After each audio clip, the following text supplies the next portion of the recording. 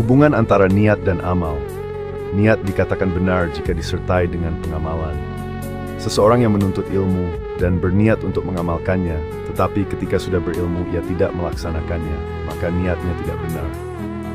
Bagi mereka yang mencari kekayaan dunia dengan niat untuk tidak meminta-minta kepada orang lain, mampu bersedekah pada yang membutuhkan, dan menjalin tali silaturahim dengan kerabatnya.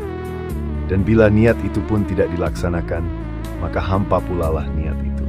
Dan niat tidak memberi pengaruh sama sekali terhadap perbuatan-perbuatan maksiat, sebagaimana bersuci tidak memberi pengaruh terhadap benda-benda najis, seperti daging babi, biar dicuci berapa kali pun, ia tetap najis. Karenanya seseorang yang berjumpa dengan orang lain yang sedang menggunjing, lalu ia ikut ambil bagian dalam gunjingan itu dengan tujuan untuk menyenangkan hati si penggunjing, maka ia termasuk salah seorang penggunjing pula. Siapa saja yang diam dan tidak menyampaikan amar makruf nahi mungkar ketika melihat suatu kemungkaran dengan alasan tak ingin melukai hati pelakunya, maka ia telah bekerja sama dalam dosa. Suatu amal baik menjadi batal bila didasari dengan niat jelek.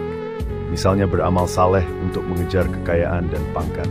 Maka berusahalah, wahai saudaraku, agar niatmu dalam ibadah itu semata-mata hanya untuk mencari keridhaan Allah. Dan berniatlah ketika melakukan hal yang mubah sebagai penolong untuk melakukan perbuatan taat kepada Allah.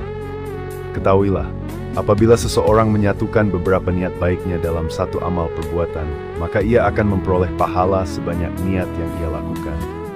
Hubungannya dengan hal ibadah, misalnya pada saat kita membaca Al-Quran, kita dapat menyatukan beberapa niat, yaitu bermunajah kepada Allah Subhanahu wa Ta'ala, menggali ilmu yang ada dalam Al-Quran, dan memberi manfaat bagi para pendengar. Hubungannya dengan yang mubah, contohnya pada waktu kita makan, seyogianya kita berniat untuk melaksanakan perintah Allah yang tersebut dalam firman-Nya. Wahai orang-orang yang beriman, makanlah sesuatu yang halal yang telah kami anugerahkan kepadamu. Quran Surah Al-Baqarah 172. Untuk selalu mendapatkan kekuatan dan gairah untuk beribadah kepadanya, dan menjadikannya sebab untuk selalu mensyukuri nikmat-Nya. Ini sesuai dengan Al-Quran Surah As-Saba ayat 15 yang berbunyi, makanlah dari rezeki Tuhanmu dan bersyukurlah kepadanya.